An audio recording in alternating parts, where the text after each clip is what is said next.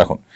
এমনি রাসেল লিখেছেন যে নারীরা কথায় কথা অভিশাপ দেয় তার বিধান কি, তাদের দোয়া কি কবুল হবে?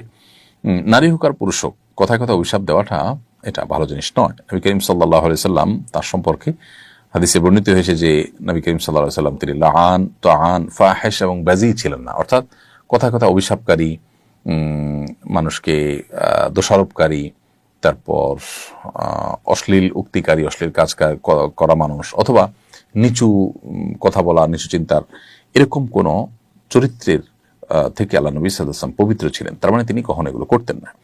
তো সেজন্য কোনো নারী হোক আর কোনো পুরুষ হোক, যিনি কথা কথা মানুষকে অভিশাপ দেন তিনি অবশ্যই গুনাহগার, তিনি অবশ্যই পাপিষ্ট, এবং এটা অভিশাপ দেওয়াটা একটা গুনাহ। মানুষের প্রতি আপনি কোনো কারণে অসন্তুষ্ট হয়ে আপনি যদি কিছু তাকে ভর্ৎসনা করতে চান, তাহলে এমন শব্দ বলবেন যেটাতে অভিশাপ নেই বরং দোয়া আছে।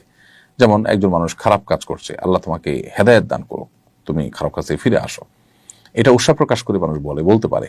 কিন্তু যদি আপনি তাকে বদদোয়া দেন, তাহলে সেক্ষেত্রে আপনি নিজে গুনাহগার হবেন।